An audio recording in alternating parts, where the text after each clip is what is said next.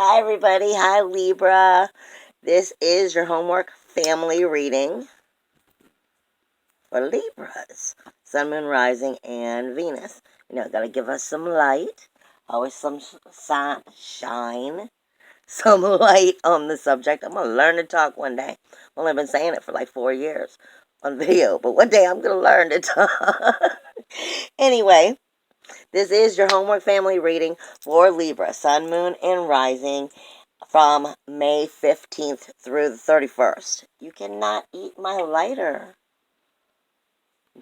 Neptune, for those of you who do or don't know, my precious little baby who tends to show up as soon as I do a reading. He always tends to show up. Anyway, these are the first homework family readings that I've been doing, and I'm getting my flow down. Getting there, and I'm figuring out exactly how it is that Spirit's wanting me to go about doing these. So you might notice them shift and change a little bit as I work all my little quirks out. But with that being said, I know that I'm always going to be starting the reading off with, when I say like right now, today is from May 15th through the 31st. This reading is. Well, I'm going to be starting off with the energy that you're coming into, what you're feeling right around the 15th. What energies you're feeling, you're seeing, you're viewing right around the 15th, so that, you can help understand right where you are, right when it starts. Work your way through some of that energy, and then we'll go into the rest of that 2-week period. Right off the bat, I am being told by Spirit, there is some trouble with strife. There is some trouble with speaking. And what I'm hearing is speaking your truth. Right off the bat, I'm being told some of you are having this problem feeling, dealing with strife. And I believe it's because you are not speaking your truth within the situation. Or someone else has just started doing it, and that's caused, an uplifting, an uproar in the situation. And that it is going to cause some pride and some ego issues. I'm also being told it also has to do with having doubt over your path. I feel like you feel, not that you're carrying the weight on your shoulders, but just the weight of the world. Like it's just weighs on you right now. Maybe it's the decisions that you're making. Maybe it's what you're going through. I don't know. But I feel like the body is feeling weighed down in the situation. Now, like I said, this is the energies that I'm picking up before I even get into the cards about what Spirit is saying for Libra, Sun, Moon, and Rising right around the energy of the 15th when we come into this energy. That they're saying that you're feeling like you have some doubt over your path, your physical path, what actions to take, what not to take, what needs to be done, and where do you go from here? How do you get into what it is that you desire? And maybe, quite possibly, what you're going to want to do deep down is going to be a little bit harder work than what you want to. You don't really want to have to put that harder work into the situation. But that's also causing a doubt within your spiritual belief. What I'm being told is a lot of the energy, it could go one of two ways depending on who you are and where you are in your life. I feel like it's a very trying to find balance within the world around you versus the inside of you.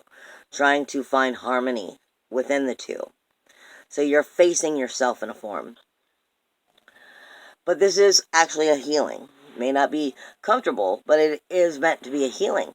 But for others who might be working through this a little bit better, this is a very liberating time. So it really depends. Both of them is a healing situation, but it depends on how your mind is choosing to take the situation as to if it's really dealing more with the strife and speaking your truth and it's working against you, or if you're finding yourself coming into a liberating situation.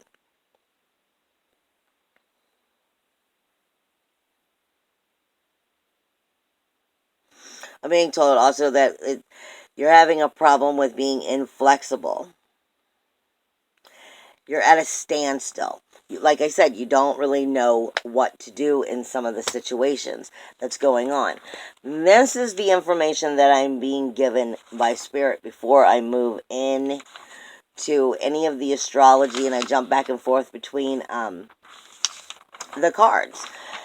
And I'm going to explain it because, like I said, this is the first time you guys are used to seeing me do this for you. Now, you do have a lot of reasons for this is my little notes that I wrote to myself, to be going through a lot. Because when I pull up Libra's astrology universally, first off, what most people, any astrologers, are not going to be talking about are the three signs, not signs, but the three planets, asteroids, however you want to look at it, that are in Libra. Nobody's going to be talking about that to you. They're only going to be talking about your typical normal planets, Saturn, Pluto, Neptune, Mars, Venus, especially since you're ruled by Venus. But what they're leaving out is your universal first house, for one, is the universal seventh house, normally. Everything about this year and next year is going to be dealing with relationships and how you set them properly for yourself. Starting with the relationship you have with yourself. Okay? Everybody else is going to be talking to you about, what Venus is speaking to you about. But right now, you also have Haumea. You have Make or Maki, depending on how you pronounce it. And you have Pallas, all in Libra. This is Athena, the warrior goddess, the goddess of strategic thinking. Smack dab in between Haumea and Make. And this is the collective consciousness meets the lotus flower. And then put strategic thinking behind it. And that is in your core energy right now, honey. So you are coming into a whole new level of consciousness within yourself. And where you are on the level of the lotus flower of that consciousness. Are you still sifting through the muddy, murky water? Are you starting to, bloom and come out of the water and just kind of start to reach up towards the sunlight? Or are you finally broken through and you're blooming? And if you're not blooming, the question is, why not? That's when you go back to the Athena, the warrior goddess, and you start thinking about the strategic thinking. But the thing is, you've got to use Venus here. You're a ruling planet. You've got to get into what Venus is telling you is she's sensitive to. She's capable of giving you the direction to steer yourself in a loving direction towards yourself. And that's one of the things you have over everybody else. By being ruled by Venus, she can help you understand what you love, why you love it, what you hate, what hurts you, what's painful, what makes you feel extra wonderful. That's what she is. She's your senses. She explains to you what you like and why, and what you don't and why. And getting into that collective consciousness of, are you blooming? And if not, why not? Because your first relationship has to be to yourself, babes. If you don't have a good relationship with yourself, so you're not honest with yourself, then all the other relationships are going to be shabby at best. No matter how much you want to lie to yourself. Because you have to be able to be forthcoming with yourself. Now, the thing is most of this information that's going to be coming in the astrology is going to be dealing really mainly with those relationships. Because even though in the universal house of just a universal stage, the Libras is the seventh house, which is the relationships. But when we turn the chart to Libra universally, Taurus is your seventh house.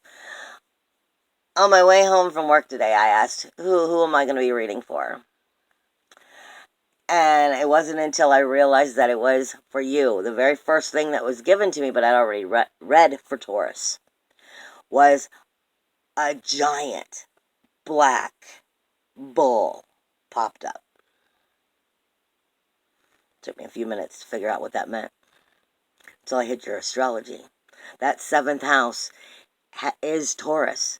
It's the bull. The 7th house is where your relationships are. And you have a relationship with anything you care about, from your loved ones, your children, your family, your working environment. You have a relationship with your money. If you have no money, you know all about your relationship with that lack of money. If you have no car, you know all about your relationship with that lack of a car. Anything you care about, you have a relationship with. But see, Taurus is your universal 7th house. And right now, Venus is there. And she's crossing Uranus during this time from the 15th through the 31st. So she is going to be speaking extra sensitive levels to you about where your independence is, your individuality is, your uniqueness, your freedom within those relationships. And is there self-worth there, self-value, self-esteem? Do you feel worthy? She's going to be speaking to you about, do you or don't you, and why or why not, within those relationships, and helping you clear the path of what is good for you and what isn't. Because this main energy that I'm seeing is, I mean, you have a lot of energy going through here, but what's really pointing it out to me is the universal 7th and 8th house. So you're getting into the relationships in general, but then you're getting into the responsibilities to those relationships. And are they able to rebirth? Are they able to let the bad part die, rebirth, and rejuvenate? And that's where the question comes, because that's the magic of it. That's where that sexual fertility of that universal 8th house is. It's always about rebirthing the relationship so that it stays healthy and clean, more or less. And this is what you're going to be getting into. But then as you come from the 18th, you have a full moon in Scorpio. You have the full moon in Scorpio, and where is that going to be? I'm checking it out.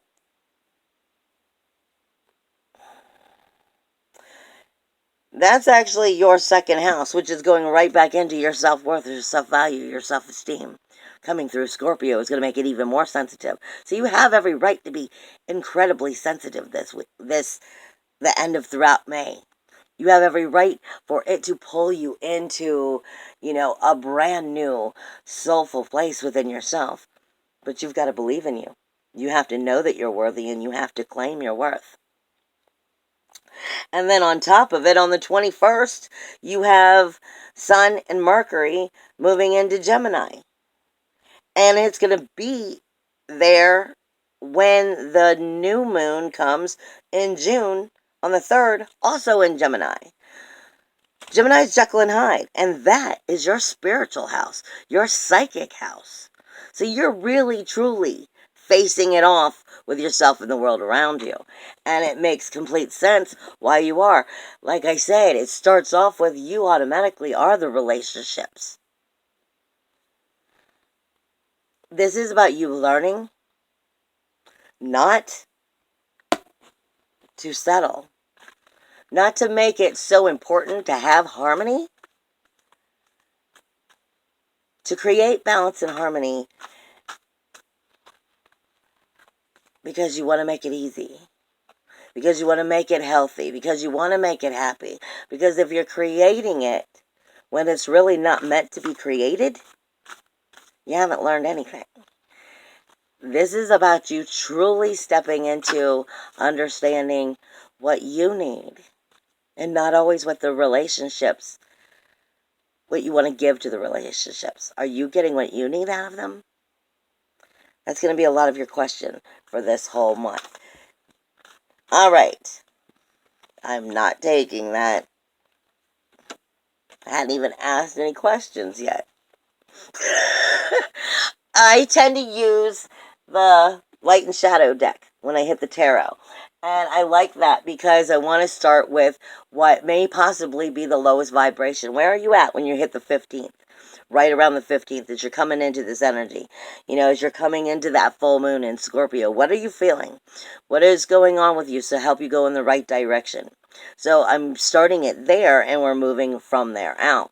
Again, this is for Sun, Moon, Rising Libras. Sun, Moon, Rising Libras. But I like this deck because it is light and shadow. So it's going to it makes you face some of those darker aspects right off the bat so that we can move into different decks and start moving forward and try to bring that vibration up higher and higher and help us move forward in the most healing ways. For Libra, Sun, Moon, Rising Libras. All right. Can you give me the platform? Where do they stand? Please, and I thank you, all guides. Whoop. Well, this one is saying that you could possibly be having very possible good relationships. This is Three of Cups. It is Mercury. It is Mercury in Cancer. Cancer is nesting. What we were just talking about, though. Cancer is nesting. It wants to make, it's nesting and it's nurturing and it's wanting to have good relationships. You may be doing a lot of celebrating, too. Or maybe it's events that you feel you have to take part in. But you are going to be with a lot of social situations as you are coming into this time around the 15th. In some way or another, and there's going to be a lot of communication. But the thing is with Cancer, it may be a lot of social situations, but Cancer energy is funny. Cancer energy doesn't come directly straight on. It tends to come from side to side. It has a message. It has what it's going to say, what it has to say, but it doesn't come dead on at you. It's like a crab. It walks from side to side. It deals with the water. It's very comfortable in its water. The crab is, but this is talking about the communication coming in. And for you, trying to get my phone to pull up.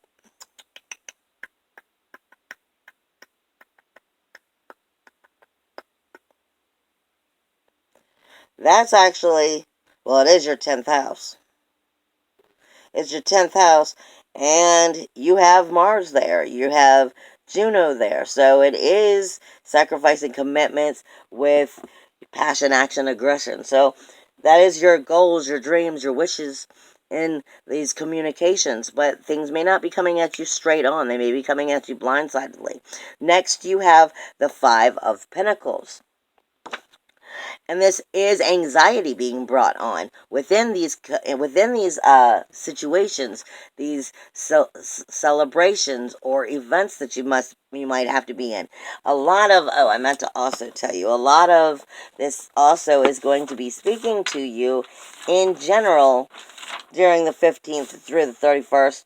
Of other people, relationships, the outer world. It's your Western Hemisphere. This is your social existence, and it is the extrovert of yourself. You're going to be noticing this mainly within, where did I put that? Mainly within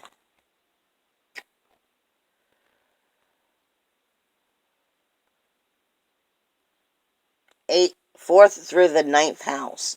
So from the home of who and what you are, all the way up to your spiritual beliefs, your psychic energy, and your philosophy on things. All right, like I said, you're going to have a lot of situations, a lot of social events going on, possibly celebrating, but it may just be social events more than celebrating, because you have anxiety here. You have anxiety here, you're concerned, you have worried. The thing is, you need to not surrender to the fear. You need to not allow the fear to push you around. You need to look the fears in the eye. Like I said, I love you guys, but you guys are a little bit bad about wanting to create harmony and balance so much that you forget to give yourselves what you deserve. And you forget to create what you need because you're too busy creating what everybody else needs. Maybe it's time to give you what you need because you have the devil. And this is exactly what I was just talking about. This is self-sabotage. If you are having anxiety, if you are within all the people and the people in your community and the important relationships that you have, and you're wanting to make everybody happy, you are going to have self-sabotage. This is the shadow side of you and your desires wanting to come out. And like I was saying right off the bat, a little bit of strife versus speaking your truth. If you're not speaking your truth, and you're allowing the others to push you around within this energy, you're going to get lost within it. And a new foundation is going to start that's not going to take you in the direction you want. So it's important to you right now to stand up for the direction that you want to see things change to. Because that's how it takes you to the Wheel of Fortune. And the Wheel of Fortune right now is what they're giving me, with this being the platform, is quite capable of spinning up or down. What did I say in the beginning? It's a balance within yourself, trying to see the other world in and out. It's trying to decide how to liberate yourself by being yourself and not trying to satisfy everybody else. You choose if the wheel will spin up or if the wheel will spin down. This is the energies pretty much that you're feeling right around the 15th. Now, does my zodiac cards have anything specific to say for Libra? Taurus, what did I just say? Taurus has Venus in it right now, and it is that relationship house. It all depends on what you're gonna what you're gonna choose to do with these relationships. And I said this right off the bat. Plus, you, like I said, you have Haumea there, you have Make there, you have Athena there, the warrior goddess, strategic thinking, the collective consciousness of who you are in your freaking core. You have the ability to redirect every relationship in your life if it's not suiting you in the right direction. But Taurus is going to make you feel your way through it. Because Taurus wants you to have the love that you deserve. For yourself, as well as for yourself, to yourself, as well as within life in general. And Venus is there trying to help you tell your independence what it is you need, your individuality, your self-worth, your self-esteem, trying to help you recreate yourself. Will you? That's the question. Or will you choose to do what you always do? It came up in Libra. This is Libra. Will you choose to do what you always do? Will you learn a lesson? Will you not? Will you change? Will you not? Will you do what you need to do? Or will you not? I'm not saying that you do things wrong. I'm saying you all are very typical. I want to have harmony and balance. I want harmony and balance. I just want everybody to be happy. But who pays for it? You've got to be happy too. And you deserve to be happy too. All right. What do Libra need to know from the 15th through the 31st? What does Libra, Sun, Moon, Rising, Libra? Well, that turned into 2 cards. The Princess of Wands. No, Prince of Wands. The Prince of Wands rides its chariot. It is swiftness and strength. It's asking you to pull your strength in, pull your fire in, pull your courageous energy in, and take your chariot and make it go in the direction you want it to go. It's asking you to connect to your own solar fire, to your own soul fire. It's asking you to connect to the intellect of your storm. And I just bit the crap out of my tongue. And I'm telling you, I did not put my tongue there. Spirit has a way of doing things. Between Spirit, me, and just the whole idea of what's going on, this is not a time to bite your tongue. This is a time to speak what you need to speak. That doesn't mean you have to speak it like an asshole or a bitch. This means speak your truth. Speak your truth. If you're not speaking your truth, you're not standing in your fire. You're not taking your chariot where it needs to go. You can't be You can't use your enthusiasm of drive to take you where you want to go. It's that simple. Because you are being given the Lovers. The Lovers is Gemini. Wow. The Chariot is typically all fire energies.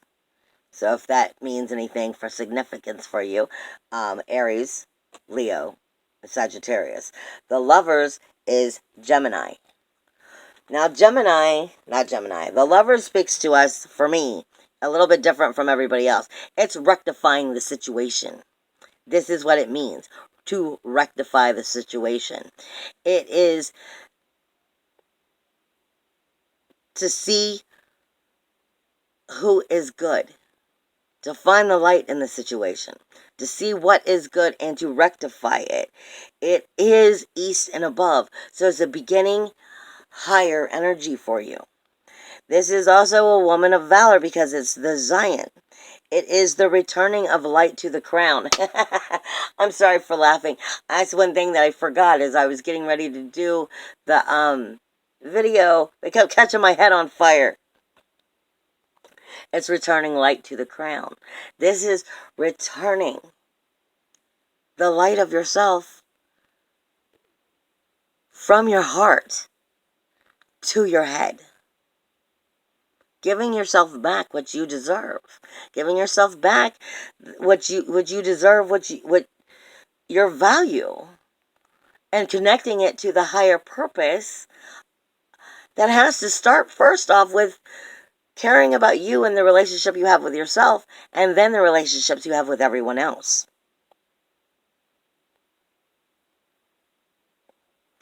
It is speaking to you again of your higher self. See, I don't see the Lovers as a new relationship. I see the Lovers as two-faced in the sense of you're seeing your light and your dark. You're seeing your light and your dark, but what you're doing is you're cutting away the dark.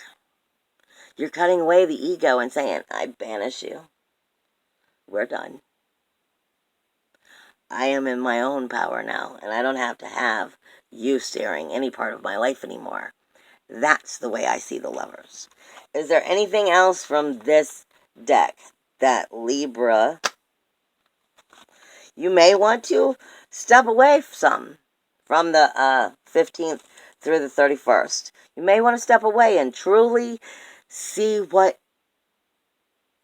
is right for you, desire, what is soulfully going on inside, and give yourself that honor and respect, because you have the Hermit.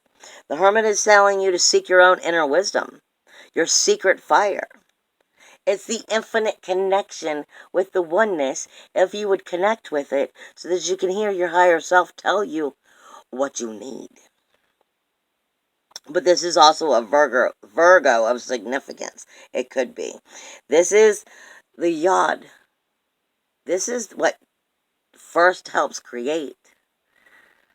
This is one of the most, it's one of the most important letters, or the most important letter in Hebrew. It is a new direction of purpose. It is the sign of the new command, the new direction. You may want to, like I said, go inward. Take a little time away from everybody and their crap.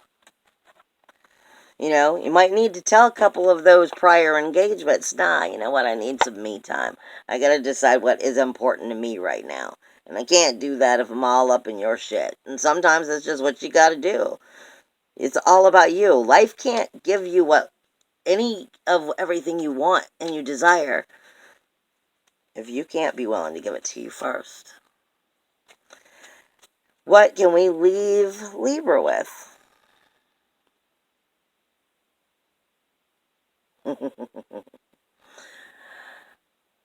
Soften and open back into love all day long.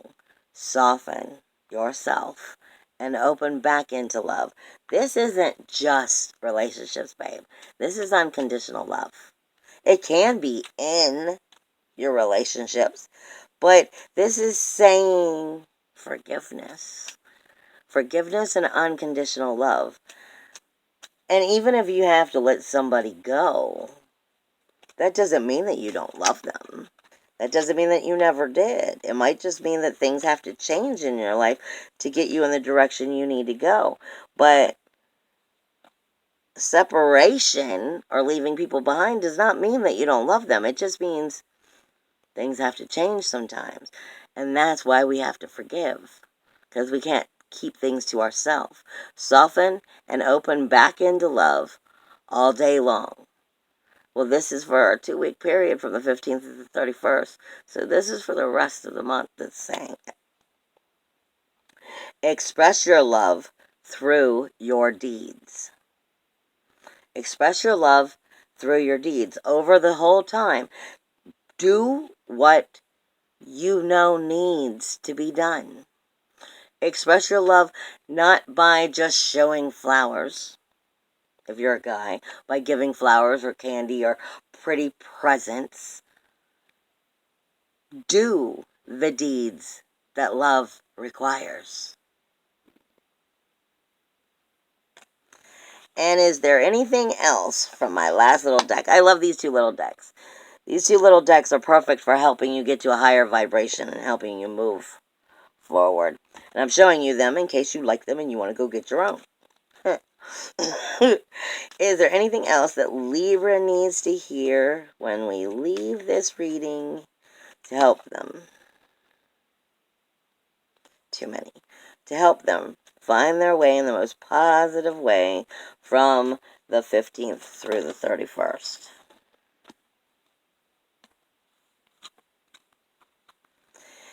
Indifference. Some things are worth worrying over, but this is not one of them. Let go of the situation and reclaim your happiness. It has stolen too much from you and from your past events. Boldness. Don't take this lying down. Get up and fight. But fight fairly.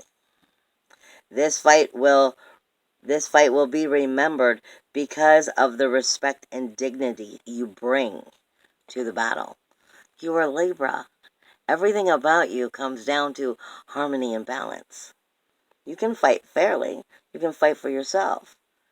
But you gotta be willing to fight. I love you. And I will see you come June 1st. Bye, guys.